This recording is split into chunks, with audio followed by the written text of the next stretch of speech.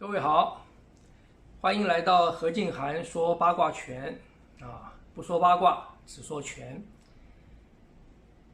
上次讲到这个八卦拳的八掌，我们又叫做八母掌在对应到八卦的各个方位上面。那我们现在呢，就来根据我给各位的这个八掌的这个图看到这个图我有传到社团里去根据这个来做一个说明。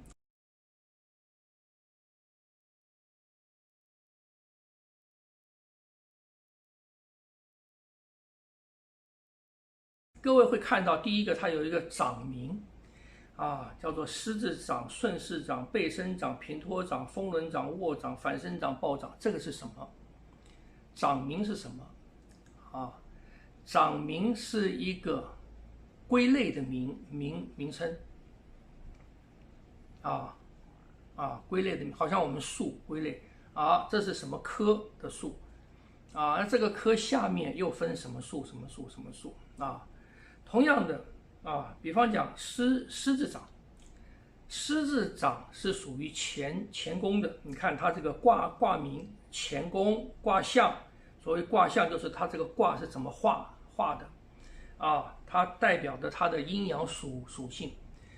卦象代表它的阴阳属性然后方位在哪边？根据后天八卦它的方位，比方讲狮子掌乾卦方位在西北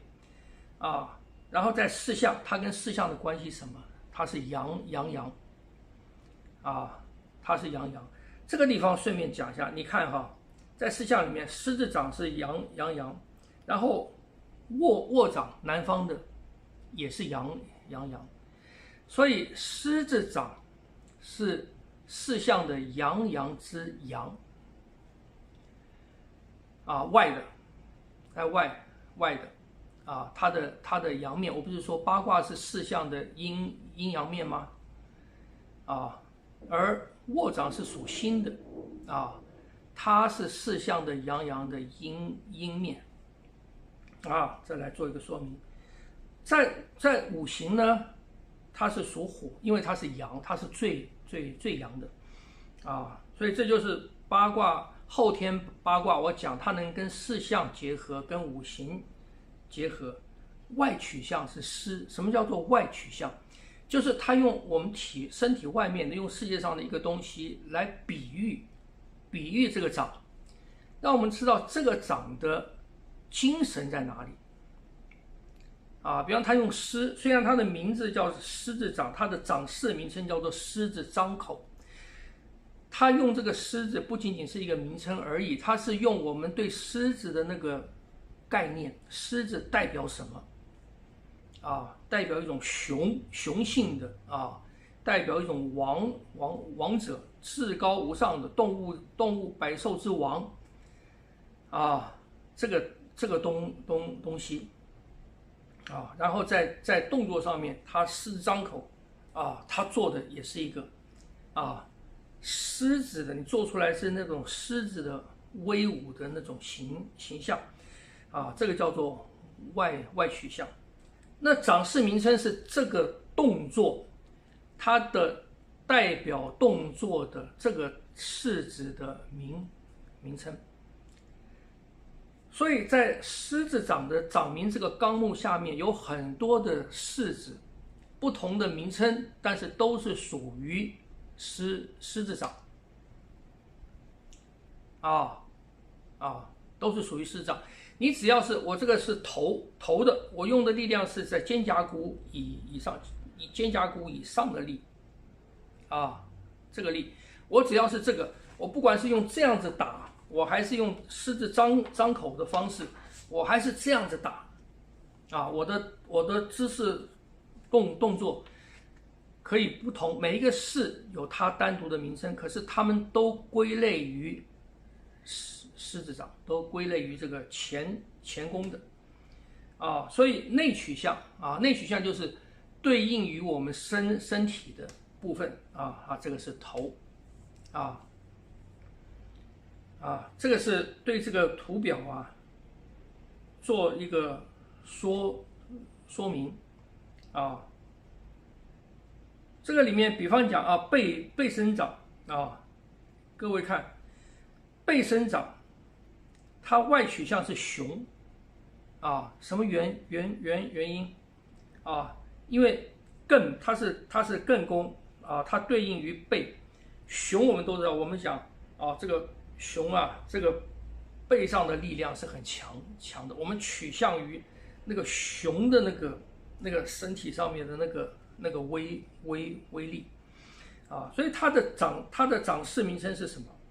叫做黑虎出洞黑虎出洞。老虎我们看它的也是，你看到它的它在走，它在运动的时候，它的那个背上的力量，肩胛骨部位的力量也很强的所以它的取名古人在取名方面古人讲这个必也正乎嘛名字是不会乱取的，而它是用各种的形象的方式，因为每一个动作它除了姿势之外，它还有内在精神的一种设计，一种取向。那这个东西要怎么表达呢？他就用外取向的方式比方讲少林拳里面也有用龙蛇虎豹鹤等等来做外取向这种都是古人透过他们的理解跟观察，对后人传达他们的认知跟讯息的一种方式，所以名称不是乱取的好，那你会说有人会说，不就是弄8个姿势来代表八卦吗？代表每一卦吗？有什么难呢？有人说我练拳练很久了，学了很多拳，我随便可以在短时间内设计一套拳，可以的，但是看你这套拳的要求是什么要求是什么我举例子比方讲这个里面我用这个白猿献果最下面里面有一个暴掌，属于西方的根心经它的外取向是猿猴掌势名称叫做白猿献果，内取向是肺，它是练肺的好，它的动作是什么？我先讲为什么它叫白猿献果它叫白猿献果。西方经它的颜色是白，南方的名称叫做丹凤朝阳，丹是红所以南方的丹凤朝阳它用丹。东方的青龙飞升，东方属木，颜色是青，它叫做青龙飞升。有一个问题，北方是黑，可是北方的招式名称它叫做白蛇伏草这个里面这个里面是有原因，为什么不用黑？为什么不用黑蛇伏草这个里面有它的原因，隐藏的原因书上也没讲，师父也没讲，可是我们研究之下有它的一些原因。这个以后有机会讲到这个掌的时候我们再来说好，除了一种名称的对应之外西方经它的白猿献果摆出来的是这个式子。第一个，你要能够练到肺，这个动作你在练的时候，它要能够关联到肺，它的导引的目标是肺。好，我们知道八卦在练脏腑、练身体的时候，它把它分开练的，就算练肺也是分左右练。我在走圈，八卦为什么要走圈呢？为什么要走圈呢？你走圈分成左转跟右转，所以当我们的身体在走圈，我们做一个拧转的时候，身体有左右不同的开合度，你强调的部位，左右强调的部位是不一样的啊。当然，更重要的是它的姿势里面都有一个拧转的劲，一个拧转的劲，你必须要用走圈的方式来搭配这个劲啊，或者说来疏解这个劲啊。所以以走圈来讲，我走左，我们左转为阳，右转为阴嘛啊。所以比方讲我在走左的时候，我在走这个掌的时候啊，我练的是什么？我练的是我的左肺。这个时候我的右肺是闭的，我用我的肩，我用我的臂，把我的右边的肋骨、右边的肺把它限制住啊，限制住它。这个时候我在运动当中，我的呼吸量增加，我的血流变快。这个时候供应到我左边的能量会比正常两边的时候多，这个叫做练。练的时候你必须要供给它比平常更多的能量，你才能够练，才叫做练。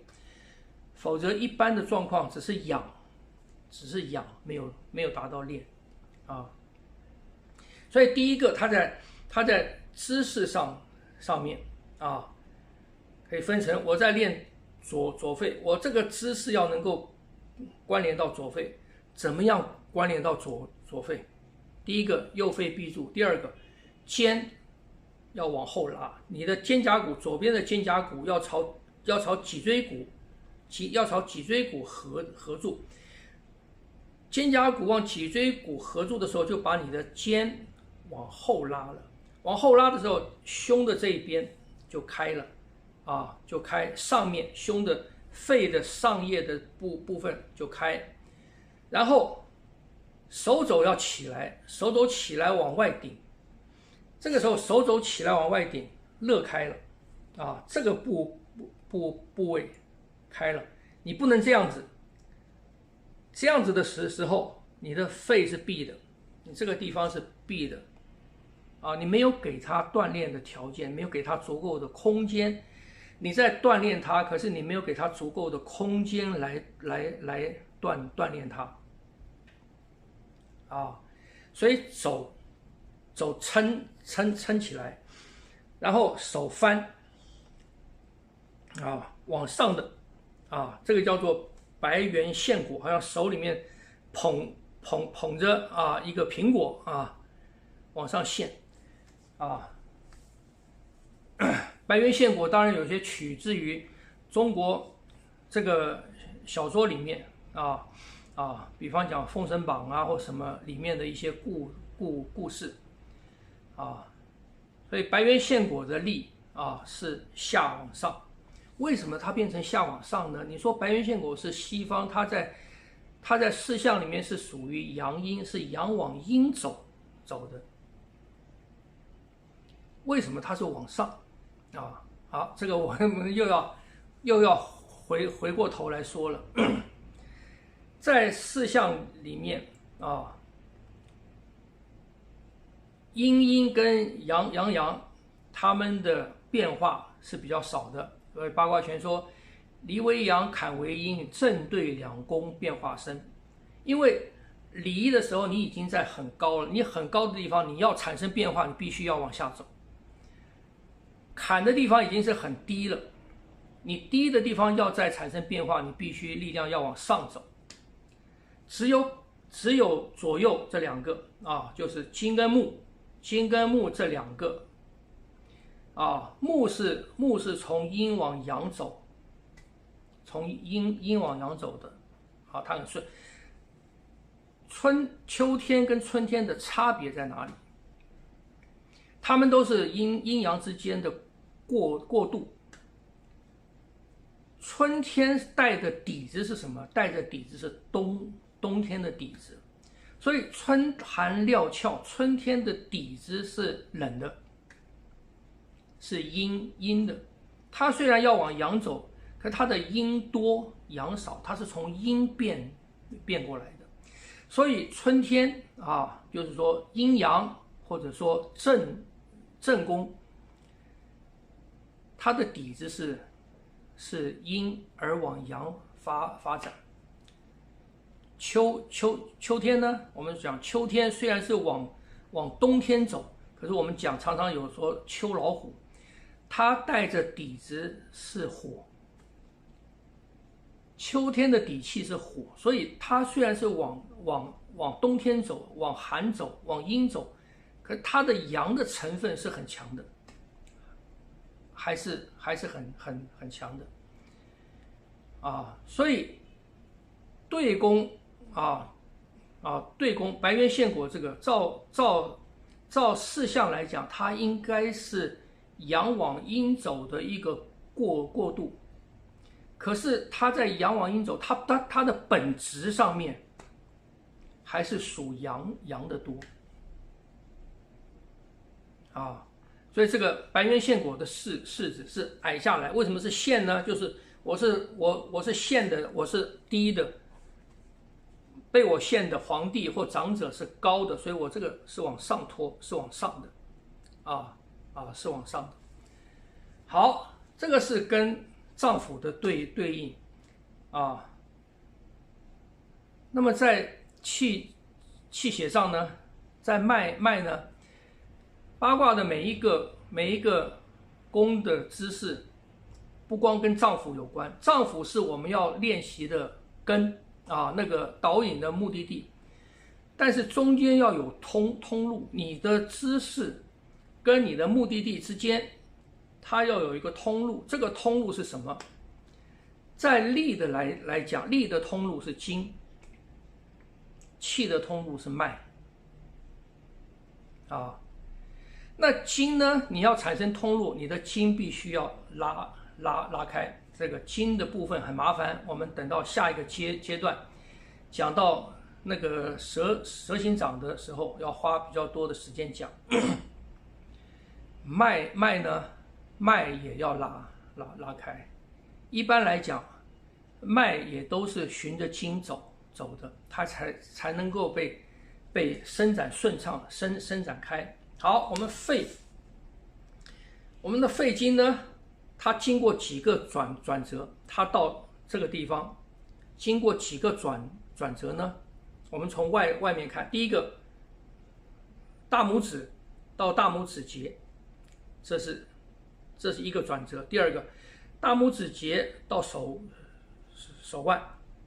第三个，手腕到手肘；第四个，手肘到肩；第五个，肩到胸。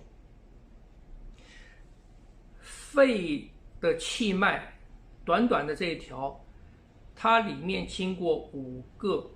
关卡，也就是说，你的气脉，这个气脉顺畅或者不顺畅，它的关键点在于你这5个关卡有没有打通它啊。我们要一个水管里面的水能够走得流畅，我们必须把这个水管铺排的很顺畅，中间不能有凹陷处啊。你走电线也是一样，你的曲折要尽量圆滑，或者曲折要尽量少，这个电这个水产生的阻力才小啊。好，这怎么做到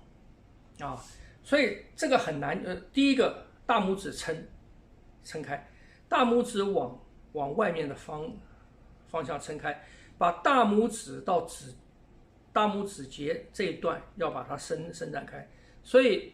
在八卦导引来讲，它用的这也又讲到另外一个东西了啊，讲到这个引力，就以外引内了所以讲这些东西呀，它的牵扯的知识要了解的东西非常多啊。那么这一集我看时间也够长了，我们就下一集继续讲，谢谢。